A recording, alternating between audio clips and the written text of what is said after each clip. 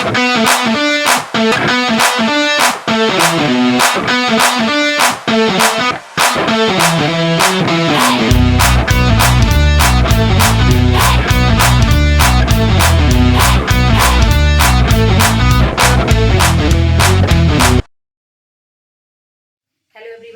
To Shivaji group of institution. जैसे कि आप सभी जानते हैं कि हम लोग पीवाईक्यूज पढ़ रहे हैं, तो चार्ज पार्टिकल जो है मैग्नेटिक फील्ड भी प्रोड्यूस कर सकता है और इलेक्ट्रिक फील्ड भी प्रोड्यूस कर सकता है। क्योंकि इस चैप्टर में हम लोगों ने यही पढ़ा है कि अगर किसी कंडक्टर में हम फोर्स का फॉर्मूला होता है, वो फोर्स का फॉर्मूला होता है BIL sin थीटा। फॉर्मूला होता है F = BIL sin theta.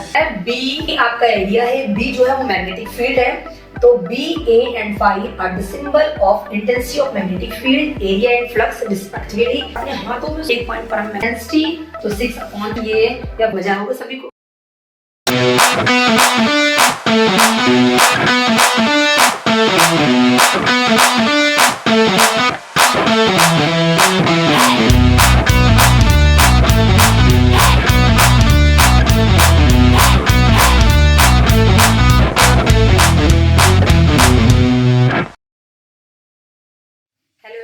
Welcome to Shivaji group of institution. जैसे कि आप सभी जानते हैं कि हम लोग पीवाईक्यूज पढ़ रहे हैं और हम लोगों ने 3 चैप्टर्स के पीवाईक्यूज और इंपॉर्टेंट टॉपिक्स के बारे में पढ़ लिया, जो कि हमारे बोर्ड एग्जाम के लिए बहुत इंपॉर्टेंट है। आज हम लोगों का लास्ट चैप्टर है, that is magnetic effect of electric current. उसके पीवाईक्यूज और कुछ इंपॉर्टेंट टॉपिक्स के बारे में हम पढ़ेंगे। ठीक है, चलिए स्टार्ट करते हैं। सबसे फर्स्ट क्वेश्चन है हमारा मल्टीपल चॉइस क्वेश्चन में क्वेश्चन कह रहा है a moving charge particle can produce. कोई भी चलता हुआ, कोई भी मूव करता हुआ चार्ज पार्टिकल क्या क्या चीजें प्रोड्यूस कर सकता है। तो फर्स्ट क्वेश्चन है ओनली द मैग्नेटिक फील्ड। क्या सिर्फ चार्ज पार्टिकल के मूव होने से सिर्फ और सिर्फ मैग्नेटिक फील्ड प्रोड्यूस होती है, मैग्नेटिक फील्ड ही बनती है। नेक्स्ट है ओनली द इलेक्ट्रिक फील्ड। क्या सिर्फ और सिर्फ इलेक्ट्रिक फील्ड, अगर कोई भी चार्ज पार्टिकल मूवमेंट तो क्या सिर्फ इलेक्ट्रिक फील्ड आसपास मतलब प्रोड्यूस होती है। बी ऑप्शन है both magnetic and electric field. क्या मैग्नेटिक फील्ड और इलेक्ट्रिक फील्ड दोनों आती हैं। और डी नंबर है इंटरसेक्ट इच अदर। क्या ये इंटरसेक्ट करते हैं।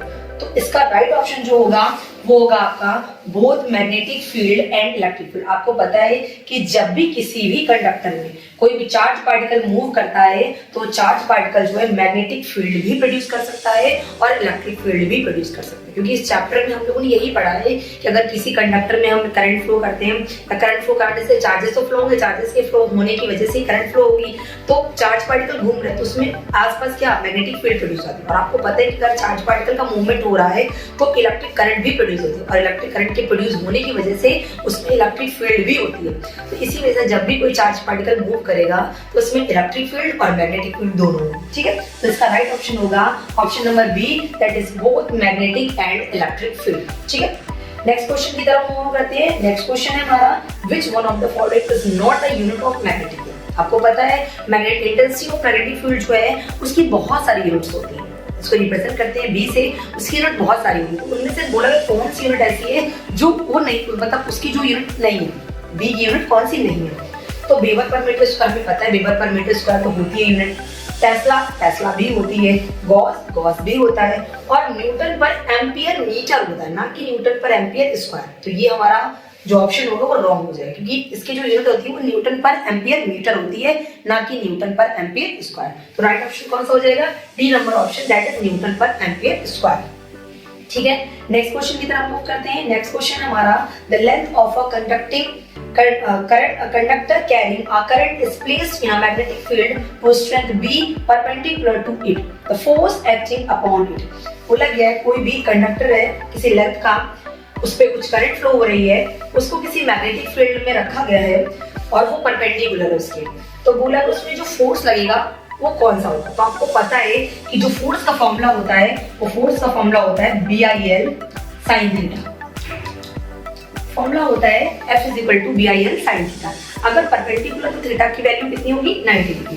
तो F = BIL sin 90। As we know that sin 90 = 1, sin 90 की वैल्यू कितनी होती है, 1 होती है। तो F बराबर किसके हो जाएगा, BIL। F बराबर किसके हो जाएगा, BIL। तो आंसर क्वेश्चन हमारा ऑप्शन नंबर कौन सा करेक्ट होगा, I/BL, B/IL, L/BI, D number option IBL या BIL सेम है। ठीक है। तो इसका आंसर नंबर डी हमारा करेक्ट होगा, that is F is equal to BIN, ठीक है। नेक्स्ट क्वेश्चन की तरफ मूव ऑन करते हैं। तो नेक्स्ट क्वेश्चन है हमारा क्वेश्चन नंबर 4। क्वेश्चन नंबर 4 कह रहा है BA एंड phi। जो phi होता है ये आपका मैग्नेटिक फ्लक्स को रिप्रेजेंट करता है। बोला गया B कह रहा है BA एंड phi, A आपका एरिया है, B जो है वो मैग्नेटिक फील्ड है। तो BA and phi are the symbol of intensity of magnetic field, area and flux respectively. The relation between them is. तो बोला गया इनके बीच का रिलेशन क्या होगा। अगर आपका B जो है मैग्नेटिक फील्ड है, A एरिया है और phi जो है वो मैग्नेटिक फ्लक्स है, तो बोला गया इसका फॉर्मूला क्या होगा। तो आपको पता है phi का फॉर्मूला होता है phi इज इक्वल टू होता है BA, phi is equal to क्या होगा B into A, formula cos theta जो होता है, लेकिन ये एंगल पर डिपेंड करेगा। एंगल जितना दिया होगा तो हम लोग phi is equal to BA cos theta रखते हैं, वरना फॉर्मूला जो होता है phi इज इक्वल टू क्या होता है BA। तो phi is equal to BA कहाँ दिया है, तो ए नंबर ऑप्शन जो है हमारा phi is equal to BA, ये इसका आंसर करेक्ट आंसर है, ठीक है। नेक्स्ट मूव करते हैं। तो बोला गया the value of current in a short circuit is. आपको पता है कि शॉर्ट सर्किट होता कब है। बोला गया जब कभी भी हमारे घरों में जो सर्किट हमारा बना हुआ है उसमें जब करंट बहुत ज्यादा बढ़ जाता है तभी हमारा शॉर्ट सर्किट होता है। तो बोला गया अगर शॉर्ट सर्किट का समय है तो उस समय पर करंट कैसी होती है। ऑप्शन दिए गए हमारा 0 हो जाती है, मिनिमम होती है, मैक्सिमम होती है, स्टील हो जाती है। तो आपको पता है कि करंट कैसी हो जाती है, मैक्सिमम हो जाती है। आंसर नंबर जो बी होगा, जो ऑप्शन नंबर बी होगा वो आपका राइट आंसर है, ठीक है। नेक्स्ट क्वेश्चन की तरफ मूव करते हैं। तो नेक्स्ट क्वेश्चन है आपका the frequency of AC supply in India is. बोला गया जो हमारे घरों में एसी, आपको पता है कि हमारे घरों में कौन सी सप्लाई होती है, एसी सप्लाई होती है। तो बोला गया जो एसी सप्लाई होती है उसकी फ्रीक्वेंसी कितनी है।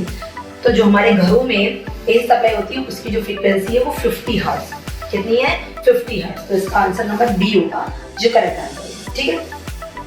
क्वेश्चन नंबर 7 कह रहा है a freely suspended current carrying solenoid always rest in. जब कभी भी एक करंट कैरिंग सोलेनॉइड है, जब कभी उसको फ्रीली लटका दिया जाए, एकदम फ्रीली लटका दिया जाए, उस पर कोई फोर्स ना लगाया जाए, तो बोला गया वो हमारा जो करंट कैरिंग कंडक्टर है वो किस डायरेक्शन में जा सकते हैं। तो आपको याद होगा कि जब भी किसी मैग्नेट को, जबकि आपको पता है कि कोई करंट कैरिंग कंडक्टर है तो वो जस्ट लाइक अ मैग्नेट का काम करता है। तो आपको पता है कि मैग्नेट भी हमेशा नॉर्थ साउथ डायरेक्शन में रुकता है और नॉर्थ साउथ डायरेक्शन में रुकने का रीजन होता है अर्थ मैग्नेटिज्म। अर्थ मैग्नेटिज्म की वजह से ही वो नॉर्थ साउथ डायरेक्शन में होता है। तो सेम एज हमारा करंट कैरिंग कंडक्टर भी होता है, सोलेनॉइड भी होता है, जो हमेशा किस डायरेक्शन में जाकर रुकेगा। अगर कभी हम उसको फ्रीली लटकाएंगे तो हमेशा वो नॉर्थ और साउथ डायरेक्शन में ही जाकर रुकेगा। तो इसका आंसर कौन सा होगा सही, B number option north south direction होगा, ठीक है। जब भी कोई भी हम करंट कैरिंग सोलेनॉइड को फ्रीली लटका देंगे तो हमेशा नॉर्थ और साउथ डायरेक्शन में ही जाकर रुकेगा, ठीक है। हमारे मल्टीपल चॉइस क्वेश्चन हो गए। अब हम डिस्क्रिप्टिव क्वेश्चन की तरफ आते हैं। डिस्क्रिप्टिव क्वेश्चन हमारा फर्स्ट क्वेश्चन कह रहा है what is right hand thumb rule. ये बहुत इंपॉर्टेंट क्वेश्चन है that what is right hand thumb rule, state the right hand thumb rule for the finding the direction of magnetic field as set with the current carrying conductor। बोला कि current carrying conductor है तो उसके लिए जो magnetic field है उस magnetic field की डायरेक्शन को निकालने के लिए हम लोग राइट हैंड थंब रूल का यूज करते हैं। तो राइट हैंड थंब रूल है क्या, तो देखते हैं हम लोग क्या है राइट हैंड थंब रूल। बोला कि right hand thumb rule it states that if we around the current carrying conductor and keep the thumb perpendicular to the fingers in such a way that the thumb points in the direction of current and the fingers will be along the direction of magnetic field lines। बोला कि right hand thumb rule, अपने right hand को लेंगे और right hand में इस तरीके से, बोला कि इस तरीके से रिप्रेजेंट करेंगे कि हमने किसी तार को अपने हाथों में पकड़ रखा है, किसी तार को हमने अपने हाथों में पकड़ रखा है और इस तरीके से हम लोग स्ट्रेच करेंगे। जो थंब है आपका, जो थंब है वो इन फिंगर्स के परपेंडिकुलर हो। तो जो थंब होगा वो आपका वो आपका करंट की डायरेक्शन बताएगा और जो आपकी फिंगर्स होंगी वो आपकी मैग्नेटिक फील्ड की डायरेक्शन बताएगी। जो थंब होगा वो करंट की डायरेक्शन बताएगा और जो फिंगर्स हैं वो आपकी मैग्नेटिक फील्ड डायरेक्शन। किस तरीके से, मान लो ये कोई वायर है, हमने माना कि कोई एक वायर है, इस वायर को हमने लेट किया हुआ है और अपने हाथों में उसको पकड़ रखा है। देखिए एक वायर है, जिस वायर को हमने, ये मान लीजिए एक वायर है जिस वायर को हमने हाथों में अपने पकड़ रखा है, ठीक है। तो इसमें ये डायरेक्शन जो भी थंब, अगर थंब इस तरीके से रिप्रेजेंट बाहर इस तरीके से थंब रिप्रेजेंट कर रहा होगा तो ये जो डायरेक्शन होगी वो करंट आई की डायरेक्शन होगी और जहां पर ये हमारी उंगलियां हम लोगों ने इस तरीके से इसको पकड़ रखा होगा तो ये आपकी डायरेक्शन जो होगी इस तरीके से, तो ये डायरेक्शन जो होगी वो आपकी मैग्नेटिक फील्ड डायरेक्शन बताएगा। ठीक है, जिस डायरेक्शन में आपकी उंगलियां इनरोल होंगी वही इनरोल जो होगा वो आपकी मैग्नेटिक फील्ड डायरेक्शन बताएगा। ठीक है, बोला गया क्या होता है राइट हैंड थंब रूल। बोला गया अगर हमने अपने राइट हैंड के थंब को और जो फिंगर्स हैं उनको इस तरीके से स्ट्रेच कर रखा है, इस तरीके से मान लीजिए कोई एक वायर आपने अपने हाथों में पकड़ रखा है और जो थंब है वो आपकी उंगलियों के परपेंडिकुलर है, तो जो थंब होगा वो करंट की डायरेक्शन शो करेगा और जो आपकी उंगलियां होंगी वो मैग्नेटिक फील्ड की डायरेक्शन शो करेंगी। यही हमारा राइट हैंड थंब। ठीक है, देखिए वो बोला कि परपेंडिकुलर टू द फिंगर्स होगा, इसमें थंब जो है वो डायरेक्शन ऑफ करंट बताएगा और जो आपकी फिंगर्स हैं वो direction of magnetic field lines. ठीक है, समझ आया सभी को? बहुत इंपॉर्टेंट क्वेश्चन है और आप इसको जरूर पढ़िएगा। ठीक है, नेक्स्ट क्वेश्चन की तरफ मूव ऑन करते हैं। तो नेक्स्ट क्वेश्चन है हमारा question number 2। What is meant by a magnetic lines of force, give properties magnetic lines of force. बोला गया है मैग्नेटिक लाइंस ऑफ फोर्स होती क्या है और in magnetic lines of force की प्रॉपर्टीज क्या है। ठीक है, तो देखते हैं, हम लोग पढ़ते हैं मैग्नेटिक लाइंस ऑफ फोर्स। बोला गया magnetic lines of force in a magnetic field are those imaginary lines which continuously represent the direction of magnetic field. बोला गया मैग्नेटिक लाइंस ऑफ फोर्स वो इमेजिनरी लाइंस है जो आपकी किसी भी कंडक्टर में या किसी भी कॉइल में या किसी भी वायर में क्या बताती हैं। बोला गया ये बताती है मैग्नेटिक फील्ड की डायरेक्शन को बताती है। जो आपकी मैग्नेटिक फील्ड लाइंस बनती हैं ये आपको क्या बताती हैं, ये मैग्नेटिक फील्ड की डायरेक्शन को बताती है। ठीक है, बोला गया मैग्नेटिक लाइंस ऑफ फोर्स क्या है। बोला गया जब भी जिस भी कंडक्टर में आप इसे रखेंगे, बोला गया कोई भी कंडक्टर होगा अगर उसके आसपास मैग्नेटिक फील्ड प्रोड्यूस हो रही है तो जो magnetic field lines of force बनेंगी वो मैग्नेटिक फील्ड डायरेक्शन बनेगी। ठीक है, अब प्रॉपर्टीज क्या है। बोला गया properties of magnetic lines of force, they travels from north pole to south pole. North pole से होगा north pole to south pole. बोला गया north pole to south pole. देखिए north pole to south pole. बोला गया जब भी किसी मैग्नेट या कंडक्टर में, बोला गया अगर हम इसको, बोला गया इसको अगर हम रखेंगे, अगर हमने इसको रखा है किसी भी मतलब कंडक्टर को रखा है किसी भी, उसके आसपास मैग्नेटिक फील्ड बन रही है, तो मैग्नेटिक लाइंस ऑफ फोर्स बनेगी। तो आउटसाइड द मैग्नेट जो होंगी मैग्नेटिक फील्ड लाइंस वो हमेशा north pole to south pole होंगी। ठीक है, आउटसाइड द मैग्नेट कैसी होगी, north pole to south pole, और इनसाइड द मैग्नेट कैसी होगी, south pole to north pole. देखो लिखा गया है, बोला गया outside the magnet and south pole to north pole, inside the magnet कैसे होंगे, south pole to north pole. First property होगी। सेकंड प्रॉपर्टी है they form closed and continuous curves. कैसे बनाती है ये, बंद और कर्व्स बनाती है, मतलब एक बंद कर्व बनाती है। किसकी मैग्नेटिक फील्ड लाइंस कैसे बनाती है, बंद कर्व बनाती है। Two magnetic field lines never intersect each other, if the lines intersect then at the point of intersection there would be two direction, the needle would point towards two directions for the same magnetic field which is not possible। मतलब कभी भी दो magnetic field lines कभी भी intersect नहीं करेंगे। क्यों क्या रीजन है इंटरसेक्ट नहीं करने का। बोला गया अगर किसी एक पॉइंट पे है, एक पॉइंट पर हम मैग्नेटिक फील्ड लाइन बनाते हैं तो मतलब एक पॉइंट पर मैग्नेटिक फील्ड लाइन की दो डायरेक्शन होंगी। तो आपको पता है कि ऐसा हो ही नहीं सकता, एक पॉइंट पर मैग्नेटिक फील्ड लाइन की दो डायरेक्शन पॉसिबल ही नहीं है। तो दो डायरेक्शन एक ही जगह पर, एक पॉइंट पर आप दो डायरेक्शन कैसे निकाल सकते हो मैग्नेटिक फील्ड लाइन की, क्योंकि अगर वो नॉर्थ की तरफ दिखाएंगे या वेस्ट की तरफ किसी भी डायरेक्शन अगर वो शो कर रही है तो डायरेक्शन तो सिंगल शो करेंगी ना, कभी भी दो डायरेक्शन एक जगह पर हो ही नहीं सकती। इसीलिए कभी भी मैग्नेटिक फील्ड लाइन जो होती है आपस में कभी एक दूसरे को क्रॉस नहीं करती। सेकंड प्रॉपर्टी हमारी क्या हो गई कि हमेशा कर्व बनती है, क्लोज्ड कर्व में बनती है और ये कभी भी एक दूसरे को इंटरसेक्ट नहीं करती। नेक्स्ट पॉइंट की बात करें तो नेक्स्ट पॉइंट हमारा क्या है, the number of field lines per unit area is the measure of the strength of magnetic field which is maximum at poles। बोला कि जो magnetic field lines per unit area में बनती है, बोला कि पर यूनिट एरिया में जो मैग्नेटिक फील्ड लाइंस बनती हैं वही आपकी क्या होती हैं, बोला कि स्ट्रेंथ ऑफ मैग्नेट, वही मैग्नेटिक फील्ड की स्ट्रेंथ बताती है। और मैग्नेटिक फील्ड की स्ट्रेंथ कहाँ कम होती है, कहाँ ज्यादा हो रही होती है, बोला कि which is maximum at the poles।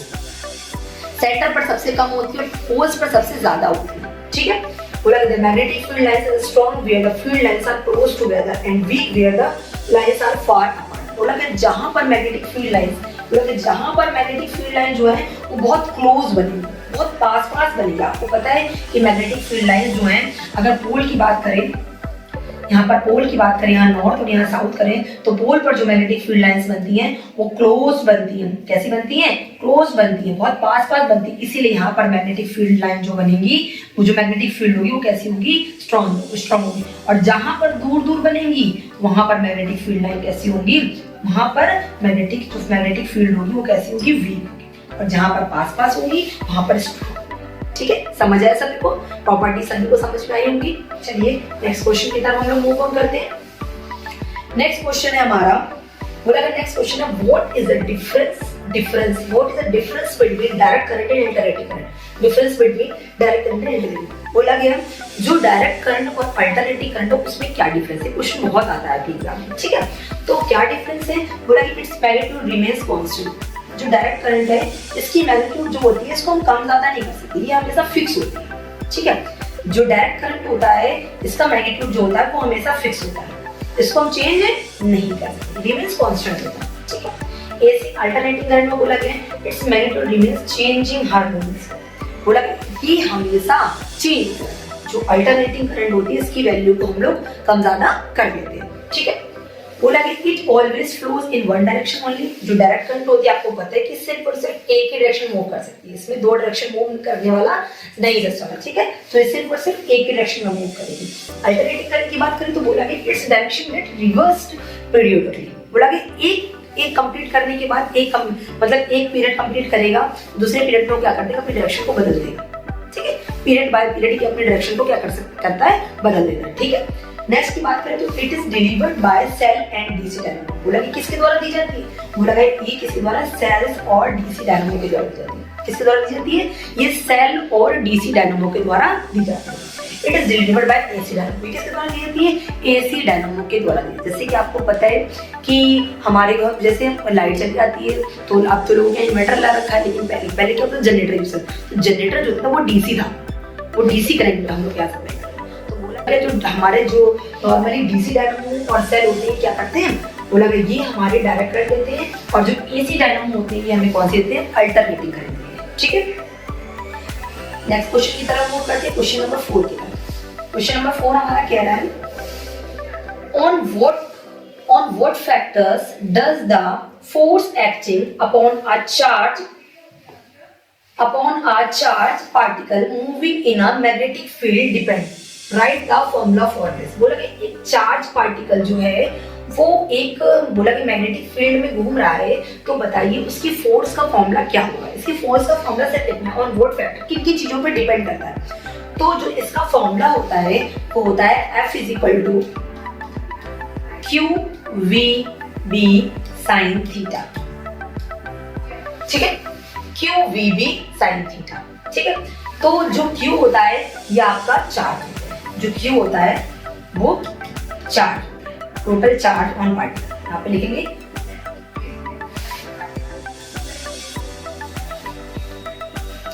बोला गया total charge on particle F = QVB sin theta, जहां पर वेयर Q जो होगा वो चार्ज होगा, V जो होगा वो क्या होगा? Speed of charge. जो B होगा वो होगा intensity of magnetic field,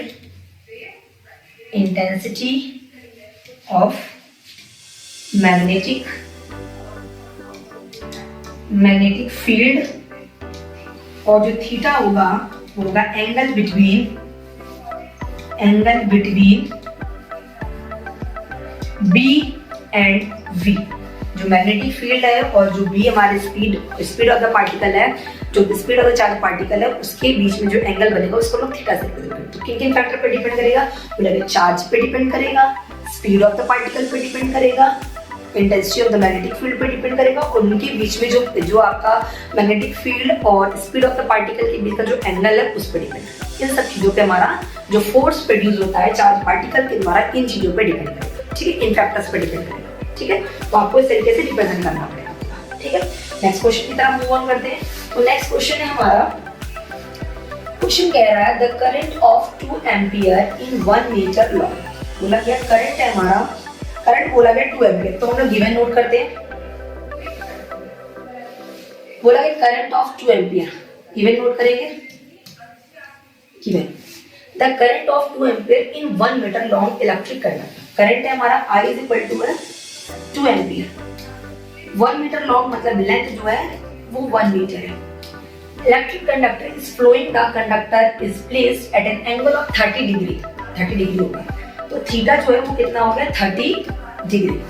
in magnetic field whose intensity, density नहीं होगा इंटेंसिटी होगा, इंटेंसिटी हुज इंटेंसिटी मतलब मैग्नेटिक फील्ड, उसको डेंसिटी भी हम लोग बोलते हैं, ठीक है, डेंसिटी भी बोलते हैं इसको, मैग्नेटिक फ्लक्स डेंसिटी भी बोलते हैं और इंटेंसिटी भी बोलते हैं, ठीक है। इस 2.5 न्यूटन मतलब B की वैल्यू जो दी गई है वो 2.5 न्यूटन पर एम्पियर मीटर दी गई है, ठीक है। Calculate the magnetic force on the conductor, बोला गया मैग्नेटिक फोर्स में निकालना। सॉल्यूशन यहाँ पर magnetic field intensity, magnetic field intensity, ठीक है। अब I दिया है, L दिया है, थीटा दिया है, B दिया है और फोर्स पूछा है। तो हमें पता है कि F के बहुत से इसमें दो फॉर्मूले हैं, F इज इक्वल टू दिया गया sin थीटा और F is equal to QV भी sin थीटा भी है, ठीक है। लेकिन यहाँ पर लेंथ ऑफ द कंडक्टर की बात की जा रही है, मतलब फॉर्मूला कौन सा लगेगा, F is equal to BIL sin theta. तो B की वैल्यू हम रखेंगे 2.5, I की वैल्यू रखेंगे 2, L की वैल्यू रखेंगे 1 और sin थीटा मतलब sin 30। अब यहाँ पर 2.5 हो गया multiplied by 2 into 1 into sin 30 की वैल्यू 1/2, इस 2 से ये 2 क्रॉस हो गया तो बचा 2.5 इंटू 1, तो F बराबर हमारा आ जाएगा 2.5 न्यूटन। जो फोर्स है कितनी आ जाएगी 2.5 न्यूटन, जो फोर्स की वैल्यू कितनी आ जाएगी 2.5 न्यूटन, ठीक है। समझ आया होगा सभी को न्यूमेरिकल। नेक्स्ट क्वेश्चन की तरफ मूव ऑन करते हैं। तो नेक्स्ट क्वेश्चन है हमारा, नेक्स्ट क्वेश्चन भी हमारा न्यूमेरिकल ही है। नेक्स्ट क्वेश्चन कह रहा था करंट ऑफ 0.5 एम्पियर, इससे न्यूमेरिकल है, चलिए स्टार्ट करते हैं। बोला करंट है 0.5 एम्पियर, गिवन करंट है 0.5 ampere is a 1.5 long wire, बोला गया है लेंथ कितनी दी गई 1.5 metre long wire. This wire is placed perpendicular, मतलब एंगल परपेंडिकुलर का मतलब एंगल जो है वो 90 डिग्री है। In a uniform magnetic field whose intensity is, intensity of magnetic field मतलब दी गई है 3 न्यूटन पर एम्पियर मीटर, ठीक है। Calculate the force on that conductor, force निकालना है। सॉल्यूशन फिर से I दिया है, L दिया है, थीटा दिया है, B दिया। फॉर्मूला फिर से हमारा क्या लगेगा F is equal to BIL sin theta, जहां पर B की वैल्यू है 3, I की वैल्यू 0.5, L की वैल्यू 1.5 और sin 90। मल्टीप्लाई करेंगे 0.5 का 3 तो 1.5 इंटू 1.5 और sin 90 की वैल्यू होती है 1.5, 15 का स्क्वायर 225 होता है, तो ये हो जाएगा 2.25 न्यूटन। कितना हो जाएगा 2.25 न्यूटन, ठीक है, कितना हो जाएगा 2.25 न्यूटन। नेक्स्ट क्वेश्चन की तरफ मूव करते हैं। नेक्स्ट क्वेश्चन है हमारा द इलेक्ट्रिक करंट, कह रहा था electric current of 3 is flowing 3 ampere, ठीक है। The electric current of 3 ampere is flowing in a long straight wire, ये एम्पियर होगा। बोला गया है, गिवन लिखेंगे हम लोग, इलेक्ट्रिक करंट बोला गया 3 एम्पियर दिया गया, flowing in a long straight conductor, एक लंबी से वायर में। और आपको पता है कि जब लंबी से वायर का है तो इंटेंसिटी ऑफ मैग्नेटिक फील्ड का फॉर्मूला क्या होता है, ठीक है। Find the intensity of the magnetic field, intensity of magnetic field हमें फाइंड आउट करनी है। मैग्नेटिक फ्लक्स डेंसिटी हम लोग बोलते हैं at a point located 50 centimetre away, 50 centimetre away मतलब मान लीजिए कोई वायर है तो इस वायर से 50 सेंटीमीटर पर एक पॉइंट हमने लेट किया, ठीक है। इसको मीटर में बदलेंगे 50 सेंटीमीटर को, तो ये 50 सेंटीमीटर को मीटर में बदलेंगे 100 से डिवाइड करेंगे, ये आ जाएगा 1/2, ये आ जाएगा 0.5 मीटर, ठीक है। बोला गया हमें क्या निकालना है इंटेंसिटी ऑफ मैग्नेटिक, B की वैल्यू निकालनी है। तो जब कभी भी लॉन्ग वायर की बात की जाए तो B का जो फॉर्मूला होता है वो होता है म्यू नॉट अपॉन 4 पाई 2i अपॉन r। फॉर्मूला क्या होता है? म्यू नॉट अपॉन 4 पाई 2i अपॉन r। ठीक है, अब म्यू नॉट अपॉन 4 पाई की जो वैल्यू होती है वो 10 की पावर -7 होती है। कितनी होती है? म्यू नॉट अपॉन 4 पाई की वैल्यू जो होती है 10 की पावर 7 होती है। म्यू नॉट की जो फॉर्म वैल्यू होती है वो होती है 4 पाई इंटू 10 की पावर -7। आप म्यू नॉट की वैल्यू लग दोगे तब भी 10 की पावर -7 ही आएगा। ठीक है, 2 इंटू आई की वैल्यू हमारी यही 3 और r की वैल्यू अभी हमने फाइंड आउट की 0.5। ठीक है, अब बोला गया 10 की पावर -7 इंटू 6 अपॉन 0.5। पॉइंट है ऊपर एक 0 बढ़ेगा, ये आ जाएगा आपका 10 की पावर -6, एक 0 से हट गया, इंटू और -6 आ गया और इंटू 6 अपॉन 5। तो 6 अपॉन 5 करेंगे तो 5 1.0 बचेगा। तो आपका 5 टू जा 10 इंटू 10 की पावर -6। बी की है न्यूटन पर एम्पियर मीटर, बी की वैल्यू। ठीक है, बी की जो यूनिट होगी न्यूटन पर एम्पियर मीटर। समझ आया होगा सभी को? ठीक है, चलिए नेक्स्ट हम लोग मूव ऑन करते हैं। नेक्स्ट क्वेश्चन है हमारा, नेक्स्ट क्वेश्चन कह रहा है right the formula of force current carrying conductor. देखिए बोला कि करंट कैरिंग कंडक्टर है, इसके लिए फोर्स का फॉर्मूला लिखना है। इस parallel perpendicular making an angle 60 with the magnetic field. बोला गया है फोर्स का फॉर्मूला लिखिए अगर वो पैरेलल है या परपेंडिकुलर है, या थर्ड बोला गया है अगर वो एंगल कितना बना रहा है 60 डिग्री बना रहा है। देखिए फॉर्मूला जो होता है वो फोर्स का फॉर्मूला होता है BIL साइन थीटा। जो F जो होता है वो डायरेक्टली प्रोपोर्शनल B के होता है और F जो होता है वो डायरेक्टली प्रोपोर्शनल I के होता है, F डायरेक्टली प्रोपोर्शनल L के होता है और F directly proportional sine theta. ठीक है, अब बोला गया अगर इन राइट द फॉर्मूला लिखना आपको कोई भी डिस्क्राइब नहीं करना। तो पहला वाला बोला गया अगर पैरेलल थीटा बराबर 0 डिग्री हो जाए, अगर थीटा बराबर 0 डिग्री हो तो F is equal to BIL sine theta की जगह 0 रखेंगे तो BIL साइन 0 की वैल्यू आपको पता है 0 होगी, तो F की वैल्यू क्या आ जाएगी 0 न्यूटन। कितनी आ जाएगी? 0 न्यूटन। सेकेंड की बात करें तो बोला गया है अगर परपेंडिकुलर, तो परपेंडिकुलर के लिए थीटा कितना रखेंगे 90 डिग्री। तो F is equal to BIL sine theta. तो B की वैल्यू हमारी कितनी है? B की वैल्यू हमारा B की एज इट इज वैल्यू रखेंगे BI इंटू L और साइन 90। आपको पता ही आएगा BIL और साइन 90 की वैल्यू 1, तो F का फॉर्मूला बन गया BI। ठीक है, थर्ड की बात है तो थर्ड बोल रहा है थीटा कितना बन रहा है 60 डिग्री। कितना बन रहा है थीटा 60 डिग्री। तो फिर से F is equal to BIL sine theta.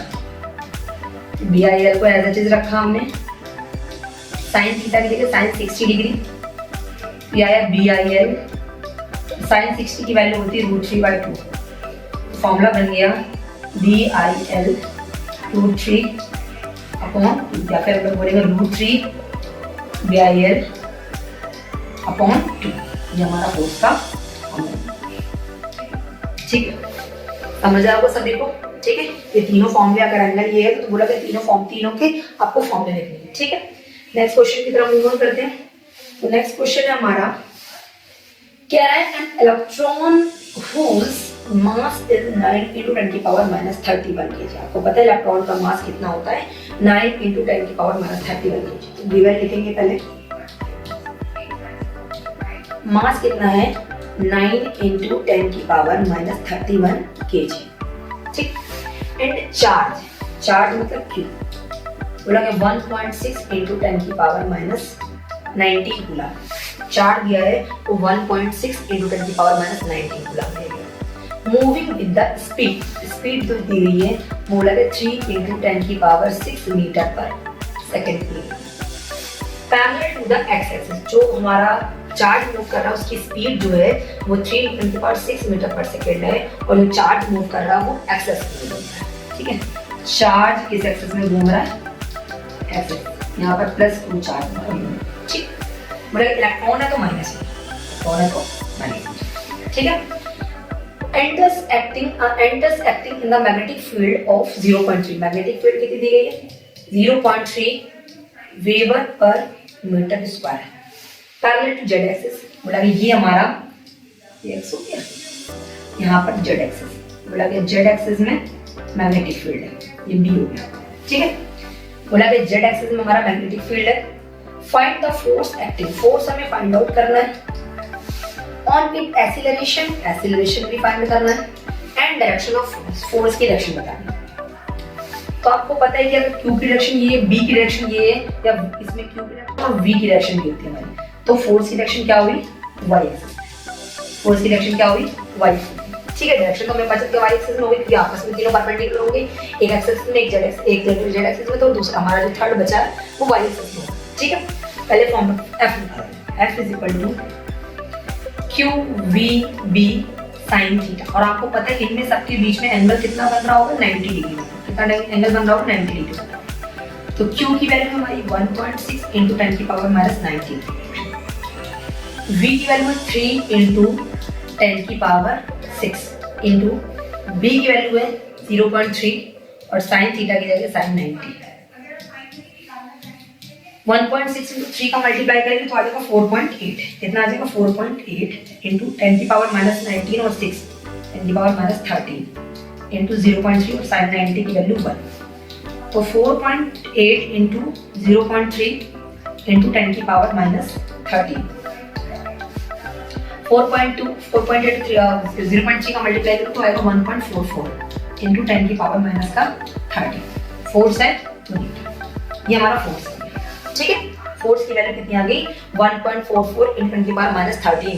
ठीक है, डायरेक्शन आपकी वाई एक्सिस में आ गई। ठीक है, अब एक्सीलरेशन तो फॉर्मूला लगाया आपसे पढ़ m इंटू एफ की वैल्यू 1.44 इंटू 10 की पावर माइनस 13, m की वैल्यू है 9 इंटू 10 की पावर माइनस 31। एक्सीलरेशन ए बराबर हो जाएगा 1.44 इंटू 10 की पावर माइनस 13 अपॉन 9 इंटू 10 की पावर माइनस 13। अब 9 से अगर हम डिवाइड करेंगे तो ये पॉइंट बोला कि 9 1 जा 9, 14 में से 9 चला गया तो 6 बचेगा, नहीं 5, 14 में से 9 गया तो 5 बचा, और 54 9 6 जा, कितना हो जाएगा 6 जा 69। अब ये पॉइंट 2 लग गए थे, फिर ये 2 पॉइंट यहाँ नीचे आ जाएंगे, तो याद है 16 इंटू 10 की पावर माइनस 13 इंटू 10 की पावर माइनस 13 बनता है, 2 चले जाएगा 10 की पावर माइनस का 29 बचेगा, और ये ऊपर जाएगा तो प्लस का, ये माइनस का 29 ऊपर जाएगा तो प्लस का। ठीक है, तो हम लिखेंगे 16 इंटू 10 की पावर 9 में 3 गया 6 बचा, 2 में से 1 गया, तो प्लस का 16 आएगा। अगर हम इसको रखेंगे 10 से मल्टीप्लाई और 10 से डिवाइड, 1.6 इंटू 10 की पावर 17 मीटर पर सेकेंड, 1.6 इंटू 10 की पावर 17 मीटर पर सेकेंड स्क्वायर, ये हमारा आंसर हो जाएगा। ठीक है, एक्सीलरेशन की वैल्यू कितनी हो जाएगी, 1.6 इंटू 17 मीटर पर सेकेंड स्क्वायर। ठीक है, समझ आया होगा सभी को।